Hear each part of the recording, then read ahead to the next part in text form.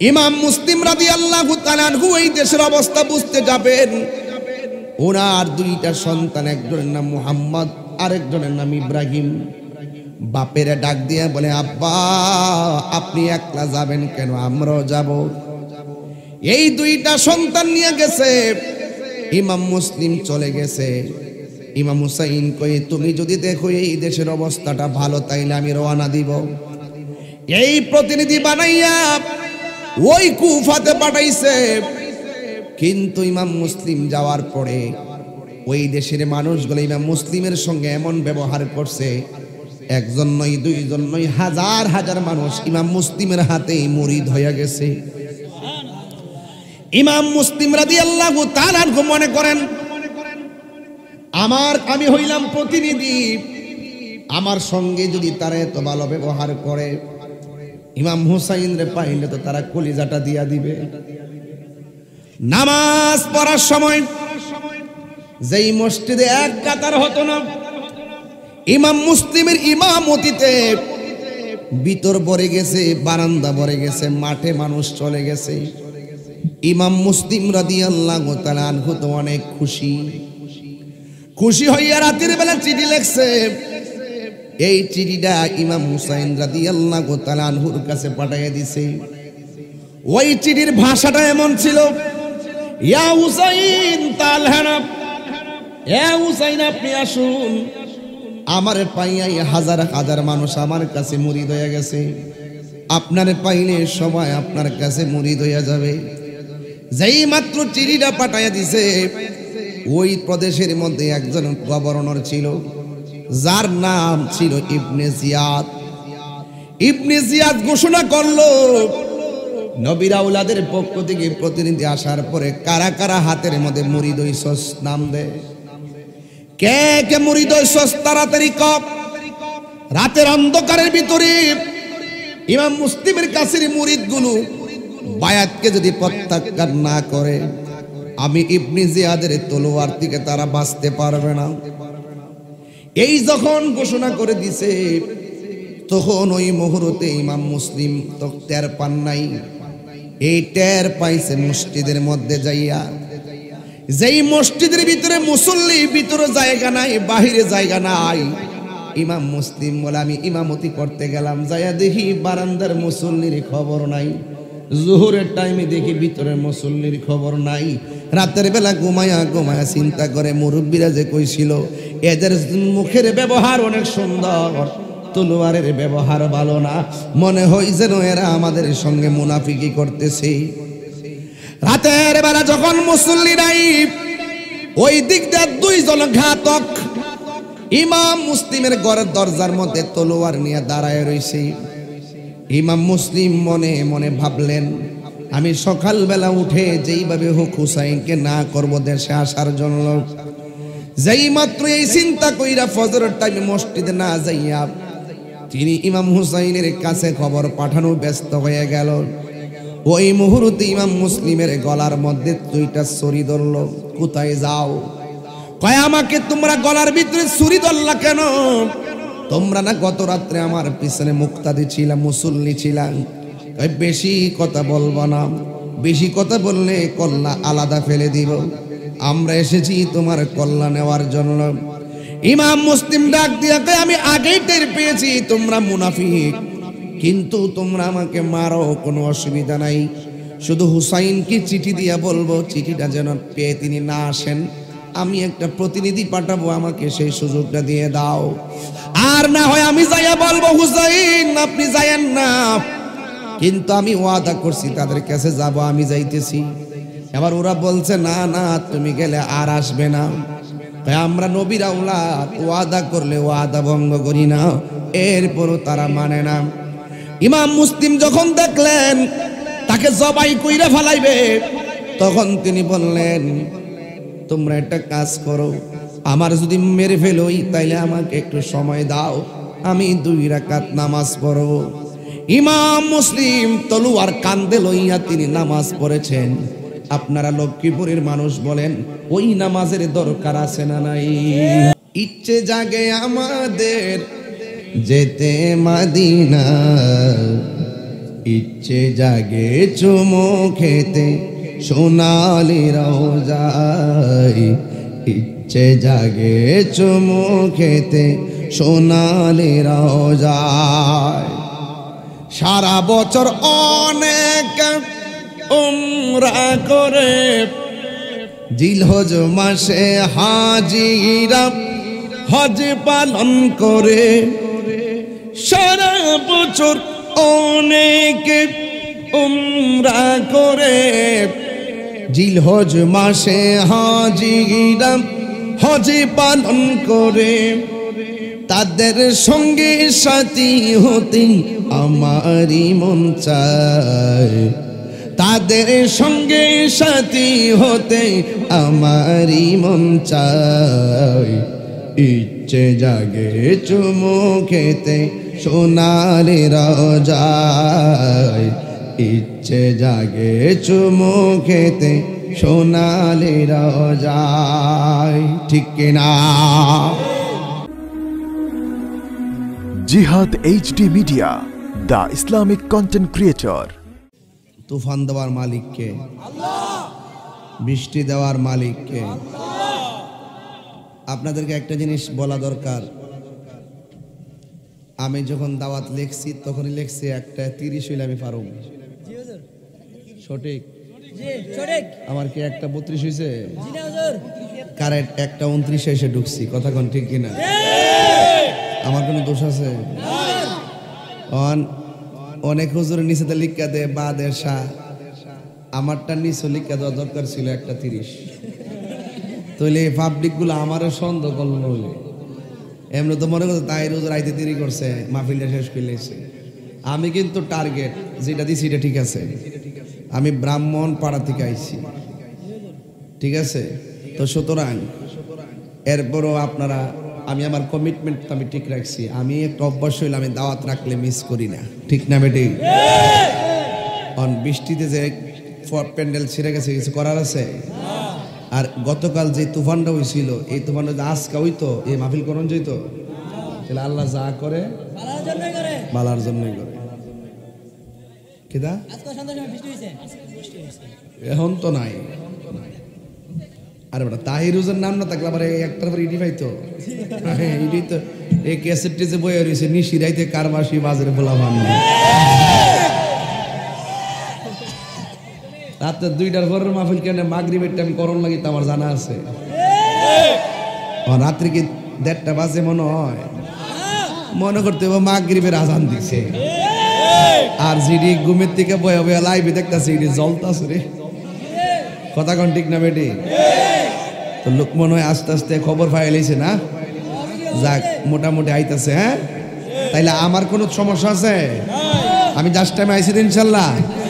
তবে একটা কথা মনে রাখবেন, যতগুলো মিডিয়া আইছে, এই মিডিয়ায় আমাদের ওয়াজ লক্ষ লক্ষ লোকে শুনবে। এই যে মাহফিলটাকে মাহফিলের মতো করে আমার ওয়াজ করতে হবে, যেন ওয়াজটা প্রাণবন্ত হয়। কথা কোন ঠিক কিনা? রাত্রে 1:30 বাজছে, আমি যদি মরা মরা কথা কই, তাইলে আমাদের অনলাইনে বুঝবে যে আরে কিতারে লক্ষ্মীপুর ওয়াজ কিতারে হইলো, এবার বুঝলাম না কিছু। ঠিক না? তো এই জন্য আমি যা কমু, ওয়াজের বিষয় আছে নিকালে।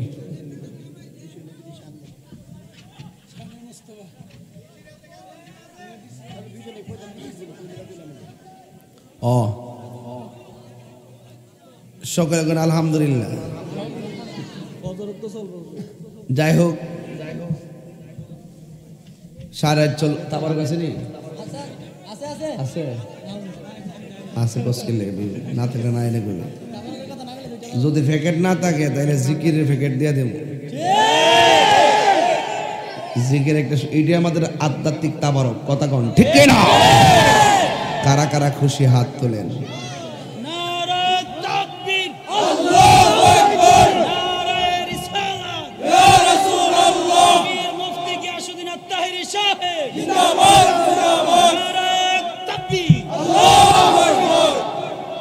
সকলে বলি আলহামদুলিল্লাহ।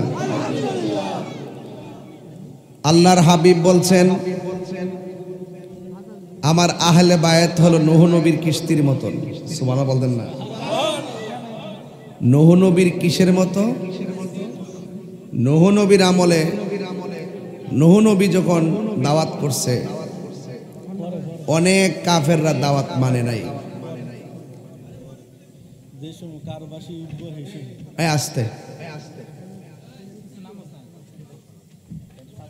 তখন শেষ পর্যন্ত নূহ নবী অতিষ্ঠ হইয়া আল্লাহর কাছে বলছে, আল্লাহ তুমি এদেরকে ধ্বংস করে দাও। দাওয়াত দেওয়ার পরে দাওয়াত মানছে না, এই জন্য কিছু ধ্বংস করে দাও। আর আমার নবীর আমলে নবীর দাওয়াত অনেকে মানে নাই, না মানে বরং নবীর আরো পাথর মারছে। এরপর আমার নবী এদেরকে বদদুয়া দেয় নাই, বলছে আল্লাহ তুমি হেদায়েত করো। এই জন্যই কোন নবী রাহমাতুল্লিল আলামিন হইতে পারছে না, আমার নবী হইল রহমাতাল্লিল।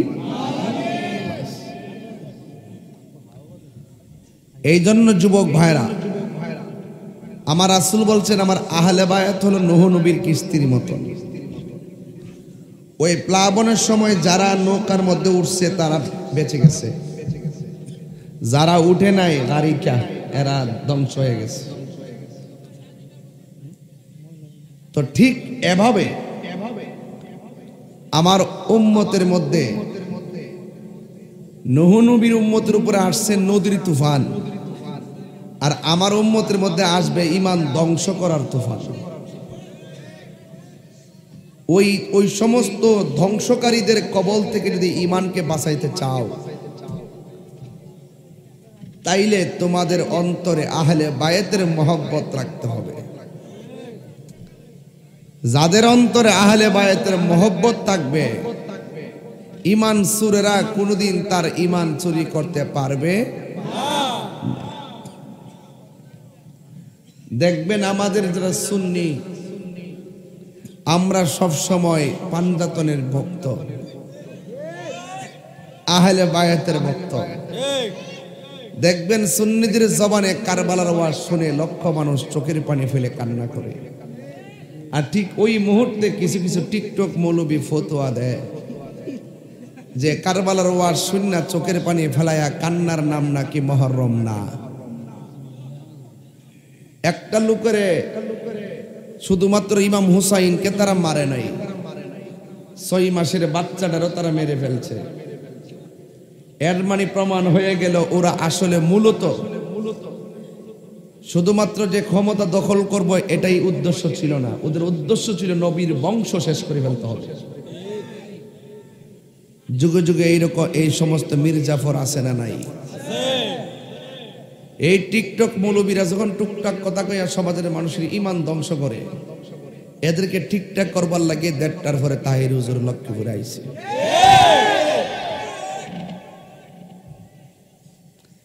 এই টিকটক মৌলবীদের যন্ত্রণায় ফেসবুকটা আহত, ইউটিউবটা নিহত, গুগল আছে পুরো আইসিউর ভিতরে। আমরা মতন এরা পাবলিকের সামনে আইসা ফতোয়াবাজি করে না, ওরা ওদের আলাদা মসজিদ বানায়, ওরা আলাদা ঘরের ভিতরে বৈশা একটা ভিডিও বার্তা বানায় মাঠে ছেড়ে দেয়। এরা বালা করেই জানে যদি আমরার মতন মাঠে আইসা এভাবে নবীর বিরুদ্ধে আর অলির বিরুদ্ধে কথা তাইলে পাবলিকের জুতার বাড়ি খাইয়া 32টা দাঁত পড়ব। অনেকে কইব যে হুজুরের ছোট ছোট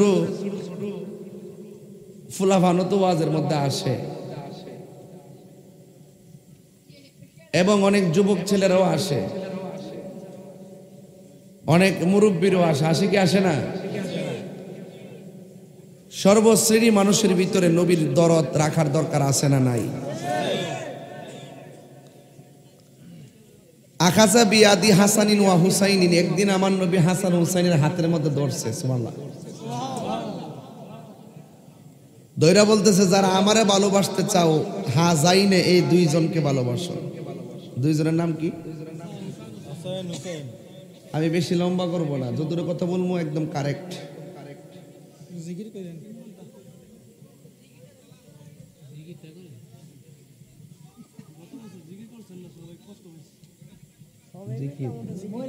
জিকির হলে তো পরে হবে, কিন্তু ওয়াজটা তো বুঝতে হবে। ফজর আদান এটা অসুবিধা নাই, তো অভ্যাস আছে।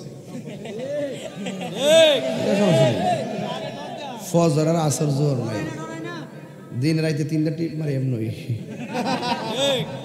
12 মাসে 11 মাস 28 দিন মাহফিল করছে তাই হুজুর আবার প্রতিদিন 3টা করে মাসে 80টা সর্বোচ্চ 90টা এর লাগে তো জ্বলে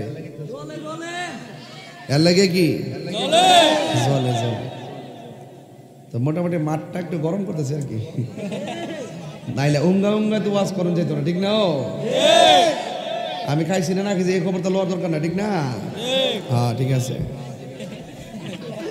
আল্লাহু আকবার জোরে গন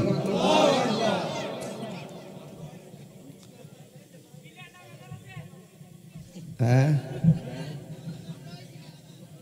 আমি দেখতাছি মাঝে মাঝে একটু নীরব হয়ে যায় কত শ্রেণীর লোক এখানে ঢুকছে যাক এটা কসবা না আমার বাড়ি কই বনবেড়া সদর আমরা কসবা মন্ত্রী সদর মন্ত্রী কসবার মন্ত্রী হেড ঠিক মারা বাজারে কোনা গেলে আমরা বনবেড়ার বেড়ায় দেখাই দিছি কথা কোন ঠিক না বেটি যাক আমি যেই কথাটা বলছিলাম আর কি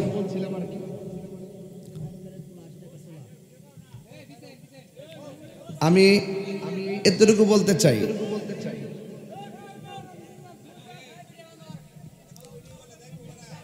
আমার যুবক ভাইরা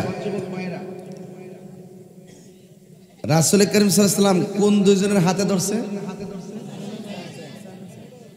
দইরা বলতেছে যারা আমারে ভালোবাসতে চাও এই দুইজনকে ভালোবাসো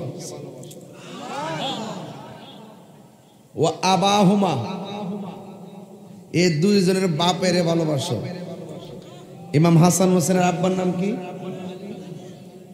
মৌলা আলী রাদিয়াল্লাহু তাআলা আনহু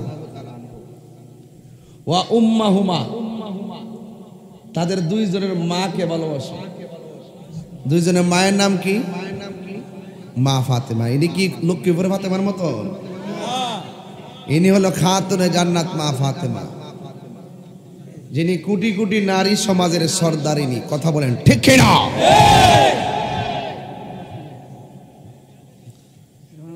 এই হলো 4 জন আর নবী হইল একজন মোট কয়জন এদের নাম হইল ফাক পাঞ্জাতন পাক অর্থ পবিত্র পাঞ্জা অর্থ 5 তন অর্থ দেহ 5টা পবিত্র দেহ মোবারক তা আমরা কি এজিদি মুসলমান নাকি হুসাইনি মুসলমান হুসাইনি মুসলমান হুসাইন বলে ভাই বুকে হাত দিলেন কেন ভাই আমার কেডা জানে বিষ খাওয়াই দিছে বুকটার ভিতরে কামড় দা ধরছে ভাই নামটা কোন কেডা বিষ পান করাইছে আমি তো দেখছি না আন্তাজি নাম কইলে কি তুমি তার বিরুদ্ধে লড়াই করবা আমি তো কইতাম পারি না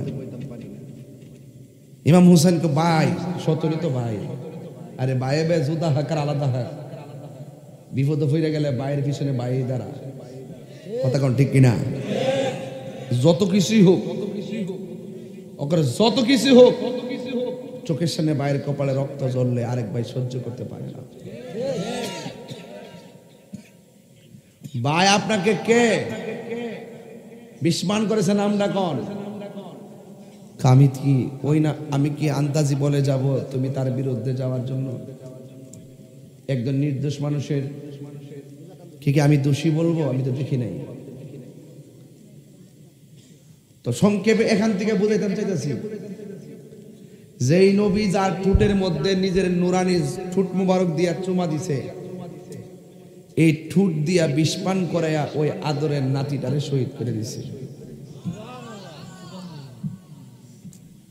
আর যে গলার মধ্যে আমার নবী বারবার চুমা দিছে ওই হুসাইনের গলার মধ্যে ছুরি চালাইয়া ধ্বংস করে দিছে আর যেই নবী সৃষ্টি না হইলে পানি সৃষ্টি হইতো না সেই নবীর আওলাদের জন্য তারা পানি বন্ধ করে দিছে তাহলে বোঝা গেল যুগে যুগে যুগে যুগে এই ঘটনাগুলো যদি ইহুদি করত খ্রিস্টান করত হিন্দু করত মন্ডার মধ্যে বুঝ দিলাম হইলে যে হেরার লগে আমাদের ধর্মীয় সমস্যা আছে এই ঘটনাটা গড়াইছে দাড়িওয়ালা টুপিওয়ালা ফাগরিওয়ালা ফুরাতের পানি দিয়া উজু করিন না ঠিক ওই প্রেক্ষাপটে মুনাফিকরা যুগে যুগে মুসলমানদের নিজের মাথায় নিজেরা কুড়াল মারছে ঠিক এই একটা অবস্থা ফিলিস্তিন চলতেছে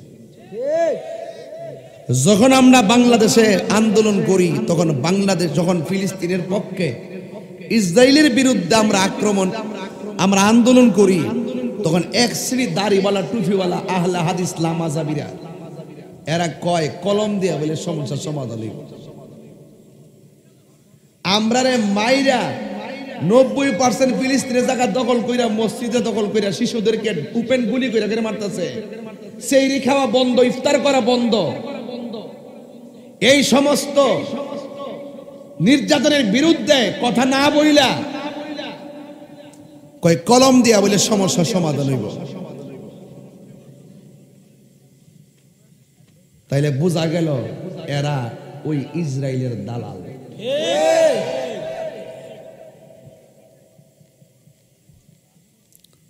শুধুমাত্র তাই নয়,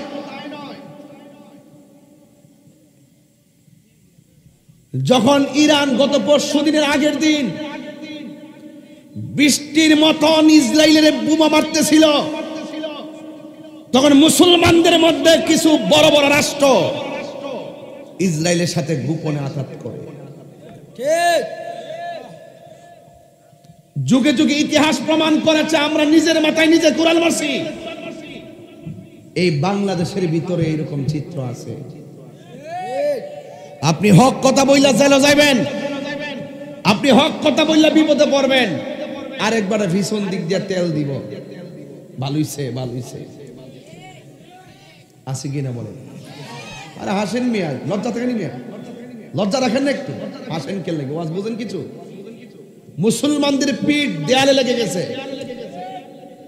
এখন সবকিছু ভুলে গিয়ে ওইলে আমারে বুঝাইয়া তোমার দলে নও, নাইলে তুমি বুঝা আয়ো, আইসা একটা সমাধান করে হাতে হাত রাখো, ফিলিস্তিন যাই। কথা বলেন ঠিক কিনা বলেন? আসেন কিনা বলেন? এখন বলবেন হুজুর ওয়াজের মধ্যে বড় বড় আলাপ করেন, ফিলিস্তিন কই আর বাংলাদেশ কই, আমরা যাবো কেমনে? হ্যাঁ, এটা তো কথাই, যাওন লাগে না। আমি বিশ্বাস করি তাহাজ্জুদ নামাজের টাইমে কোন মুসলমান যদি অন্তর থেকে আল্লাহর কাছে চোখের পানি ফেলায়, আল্লাহ তুমি মুসলমানদেরকে রক্ষা করো, ইহুদিদেরকে ধ্বংস করো, এক একটা চোখের পানির ফোঁটা ইসরায়েলের বিরুদ্ধে ক্ষেপণাস্ত্র হয়ে যাবে। কারণ জাহান্নাম মানুষকে ভয় পায় না, জাহান্নাম ভয় পায় আশেকের চোখের পানিকে। জাহান্নাম বলে আল্লাহ তুমি আমি জাহান্নামের মধ্যে মানুষ দাও। আল্লাহ বলছে ওয়াকুদুহান নাস ওয়াল হিজারা, জাহান্নামের আগুন ধরামো মানুষ দিয়া আর পাথর দিয়া। আর জাহান্নাম বলতেছে আল্লাহ যত মানুষ তোমার পেট ভরে না আরো দাও, কিন্তু তোমার প্রেমিকের চোখের পানি দিও না। তোমার প্রেমিকের চোখের পানি যদি আমি জাহান্নামের মধ্যে পড়ে, আমি জাহান্নামের আগুনের পাওয়ার ধ্বংস হয়ে যাব। তো বলুন আশেকের চোখের পানির দাম কম না বেশি? আরে বাবা শাহজালালের বাড়ি চলে এমন দেশে গরু গোবিন্দ এমন ভাবে যন্ত্রণা দিয়েছে, বাবা শাহজালাল অস্ত্র নিয়ে আসে নাই, দিল থেকে একবার আল্লাহু আকবার বলছে, গরু গোবিন্দের বিল্ডিং ফেটে চুরমার হয়ে গেছে। আমরা সেই উত্তরসূরি।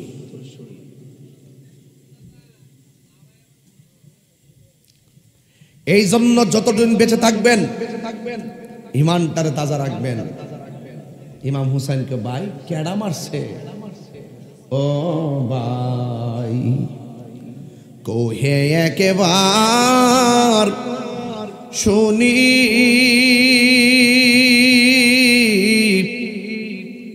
কে তোমারে খাওয়াইছে জহর, রাসূলের রানী রে, হায়রে আমার সোনার চন্দ্রমণি, হায়রে আমার সোনার চন্দ্রমণি। ছোট ভাই কই বড় ভাই রে, ও ভাই কেমনে যাও লিয়া,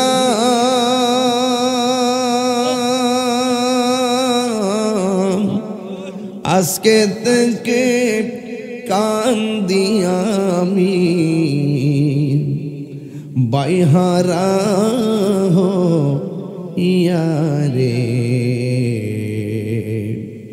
হায় রে আমার সোনার চন্দ্রমণি আল্লাহ বলে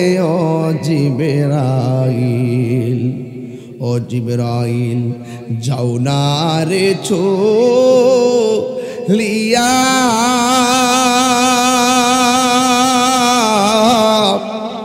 70,000 ফেরেশতা নামাও জানাজার লাগিয়া রে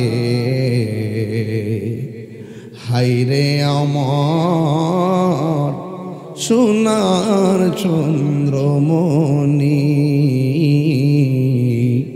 হায়রে আমার সোনার চন্দ্রমণি আকাশ কান্দে বাতাসে কান্দে কান্দে দরিয়ার পানি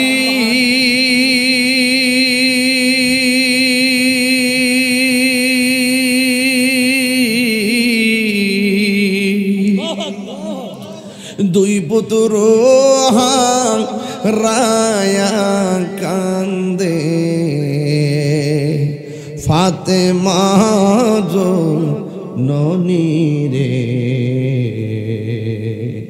হায়রে আমার সোনার চন্দ্রমণি হায়রে আমার সোনার চন্দ্রমণি ও বন্ধু ছোট ভাই কয় বড় ভাই রে ভাই রে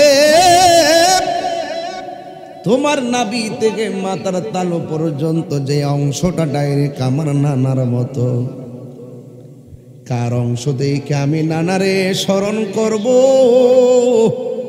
ও ভাই তুমি আমার ছেড়ে চলে যাইতেছো এমন ভাবে ইমাম হুসাইনের সামনে ভাই দুনিয়া থেকে বিদায় হয়ে গেল ভাই বড় দন রক্তের বাদন এ যুবক ভাইয়া ভাই কোনদিন ফাটল সৃষ্টি করো না আরে বড় ভাই যদি হয়ে থাকো একটু ধৈর্যের সেতু বন্ধন হয়ে যান বড় ভাইটা যদি নিশানাটা লড়াইয়া ফেলে ছোট ভাইগুলো বিভ্রান্ত হয়ে যায় বাবা দুনিয়ার থেকে চলে গেলে ভাইটা ওই জায়গায় ছায়া হয়ে কাজ করে কথা কোন ঠিক না মা দুনিয়ার থেকে চলে গেলে বড় ভাইয়ের বউটা ছায়ার মতো কাজ করে এই জন্য যুবক ভাইয়েরা আমার ভাইয়ের সামনে ভাই চলে গেছে ভাই চোখের পানি ফালাইয়া কান্দে পৃথিবীর মানুষ এমন ভাবে নবীর আওলাদদেরকে শেষ করে দেওয়ার জন্য ষড়যন্ত্রের ছক এঁকেছে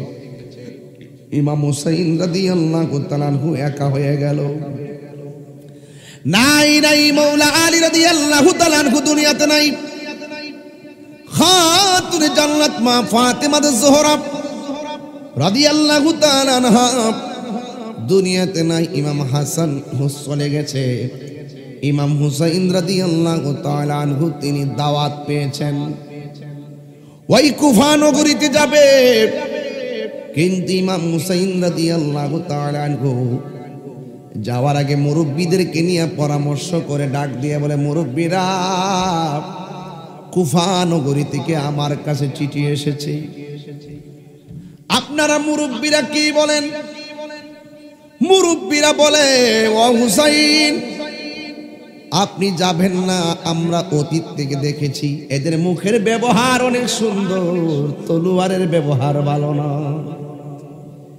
যাদের মুখের ভাষা সুন্দর অন্তর ভালো না এদেরকে কি বলে আরো জোরে কোন কি বলে এই মুনাফিক আমাদের সমাজে আছে না নাই সবচাইতে ঘর ধ্বংস করে বংশ ধ্বংস করে সমাজ ধ্বংস করে বাজার ধ্বংস করে একমাত্র মুনাফিক কথা বলতে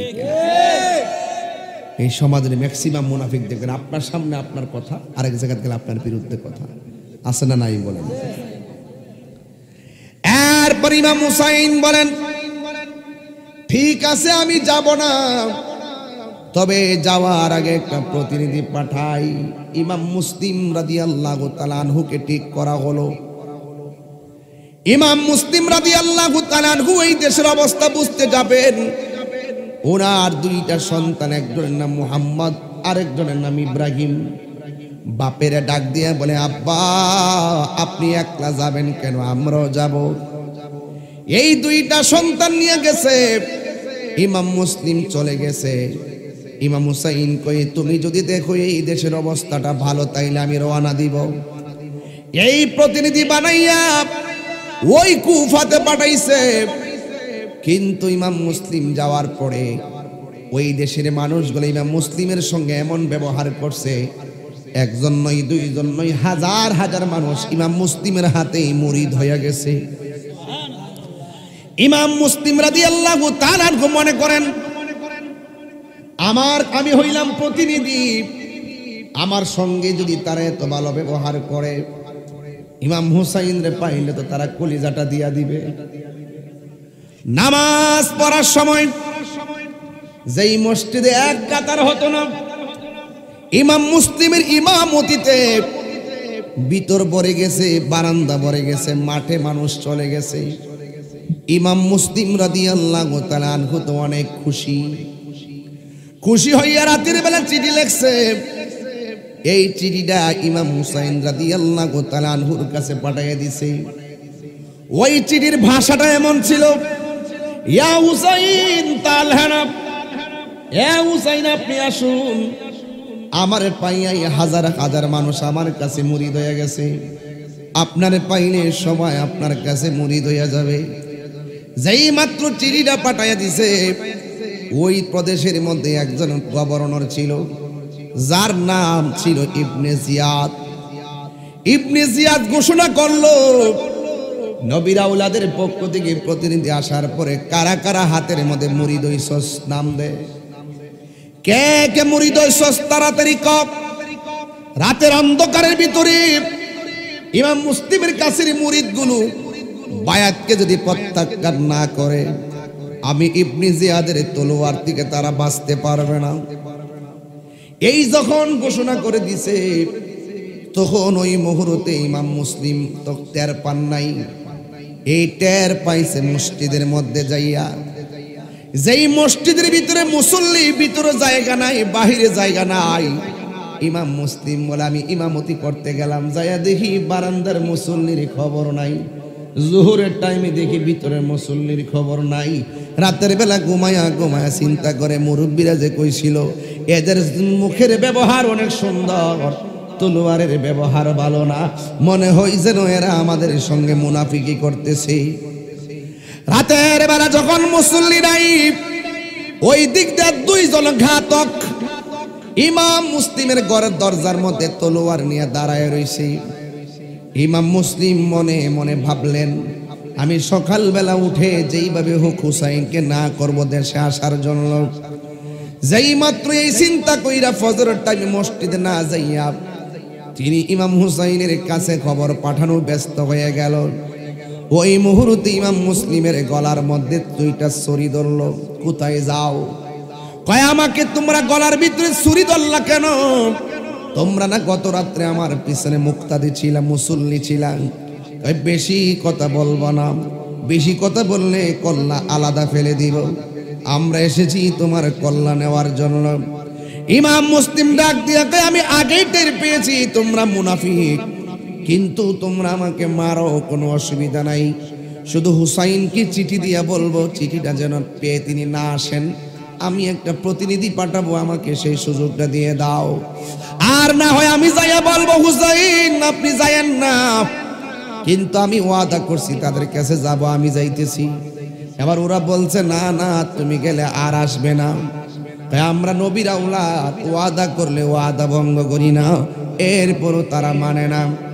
ইমাম মুসলিম যখন দেখলেন তাকে জবাই কইরা ফেলাইবে, তখন তিনি বললেন, তোমরা একটা কাজ করো, আমার যদি মেরে ফেলোই তাইলে আমাকে একটু সময় দাও, আমি 2 রাকাত নামাজ পড়ব। ইমাম মুসলিম তলোয়ার কান্দে লইয়া তিনি নামাজ পড়েছেন। আপনারা লক্ষ্মীপুরের মানুষ বলেন ওই নামাজের দরকার আছে না নাই? হাসরের ময়দানে প্রথম হিসাব হবে নামাজের হিসাব। একটা কদম সামনে কেউ যাইতে পারবে না নামাজের হিসাব না দিয়া। ইমাম মুসলিম তলোয়ারের সামনে 2 রাকাত নামাজ পড়লো কেন? এই জন্য পড়েছে, ইমাম মুসলিম বুঝাইয়া গেছে এদের নামাজ আর আমার নামাজ এক নামাজ না। কথা কোন ঠিক কিনা? যেই মাত্র নামাজের সাজদার মধ্যে গিয়ে নামাজটা শেষ করে 2টা হাত বাড়াইছে, ওই মুহূর্তে ইমাম মুসলিমের কল্লাটা তারা ফেলে দিয়েছে। আর ওই দিকটা ইমাম হুসাইন চিঠি পাইয়া দলবল নিয়ে আসতেছে। আর এই দিকটা 2টা সন্তান ফজর নামাজের পর সূর্য ওঠার পরে যেই বাসায় ছিলেন সেই বাসার মালিকরে বলতেছে, ও সাহিবুল বাইত, ও ঘরের মালিক, আব্বা তো প্রতিদিন রৌদ্র ওঠার পরে আমাদের খোঁজ খবর নিতেন। আমার আব্বা আজকে কোথায়? আমার আব্বা দিয়ে আজকে আসতেছে না। ওরা ডাক দিয়ে বলে, এ মুহাম্মদ ইব্রাহিম, তোমার আব্বারে ওরা মেরে ফেলেছে। ইন্না লিল্লাহি ওয়া ইন্না ইলাইহি রাজিউন। এই কথা শোনার পরে 2টা সন্তান দেখেন কেমন, বাপেরে মারছে দুঃখ করে না, বাপ শহীদ হইয়া মুসলিম যে কাফেলা নিয়ে আসতেছে বাপের চিঠি পাইয়া ইমাম মুসলিম সেই দিকে একটা দৌড় মারছে। দৌড় মারার পরে ওই লোকটা ডাক দিয়া কয়, তোমরা যদি মদিনায় যাইতে চাও সকালবেলা উটের কাফেলা যাবে, কাফেলার সঙ্গে তোমাদেরকে দিয়ে দিব। এবার ওই কাফেলার সঙ্গে তাদেরকে দিয়ে দিছে। সবাই উট দিয়া যায় মরুভূমির গরম বালির ভিতরে। ওই নূরের টুকরা মুহাম্মদ ইব্রাহিমের পা লাইগা পায়ের নিচে ঠসা পড়ে গেছে। মরুভূমির বালির ভিতরে তারা তৃষ্ণার্ত হয়ে গেছে। ছোট ভাইটা ডাক দিয়া বলে, বড় ভাই গো, বড় ভাই, আমি আর হাঁটতে পারতেছি না। দেখেন না কাফেলা অনেক দূরে চলে গেছে, ওই কাফেলা এখন দেখা যায় না। আমরা একা একা গেলে রাস্তা চিনব না, মরুভূমির পাহাড় আর পাহাড়। ভাই, অনেক তৃষ্ণা লাগছে, যদি পারেন আমার একটু পানি দেন। এবার ইমাম ওই মুহাম্মদ ইব্রাহিম 2 জন দেখতেছেন, একটা মহিলা কূপের ভিতর থেকে পানি তুলতেছে। মহিলা মাথাটা নিচে ঢুকাইয়া বালতি দিয়া পানি তুলতেছে, আর মহিলা পানির নিচে তাকাইয়া দেখতেছে। পানির নিচে 2টা নূরের টুকরা দেখা যায়। আবার মাথাটা তুললা দেখে আসলে পানির নিচে নূরের পুতুল নয়, ওই কূপের পাড়ের ভিতরে চাঁদের মতন, পূর্ণিমার চাঁদের মতন ফুটফুটে 2টা বাচ্চা দেখা যায়।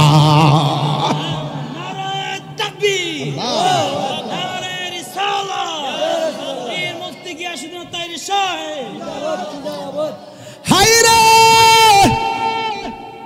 ও লক্ষ্মীপুরের বন্ধু, এখন বলবেন এত গভীর রজনীতে কেন আলোচনাটা তুললাম? আমি ইতিহাস মনে করাইতেছি ছোট্ট ছোট্ট পোলাপান গুলো রে, এরা ইতিহাস না জানলে লড়াই করবে কেমনে? জোরে কোন ঠিক কিনা? যুগে যুগে ইমান ধ্বংস করার জন্য কিছু মানুষ সৃষ্টি হবে, কথা কোন ঠিক কিনা? এবার ছোট 2টা বাচ্চা যখন পানির কুয়ার পাশে দাঁড়াইয়া রইছে, ওই মুহূর্তে মহিলাটা ডাক দিয়ে, বাবা তোমার বাড়ি কোথায়, তোমার নাম কি? দেখেন ছোট বাচ্চা নাম কয় না, ছোট বাচ্চা নাম কয় না। নাম না কইয়া বলে, আমার চিনবেন না, আমরা হইলাম মদিনার গোলাম। ইচ্ছে জাগে আমাদের যেতে মদিনা, ইচ্ছে জাগে চুমু খেতে সোনালি রওজায়, ইচ্ছে জাগে চুমু খেতে সোনালি রওজায়। সারা বছর অনেক উমরা করে, জিলহজ মাসে হাজিরা হজ পালন করে।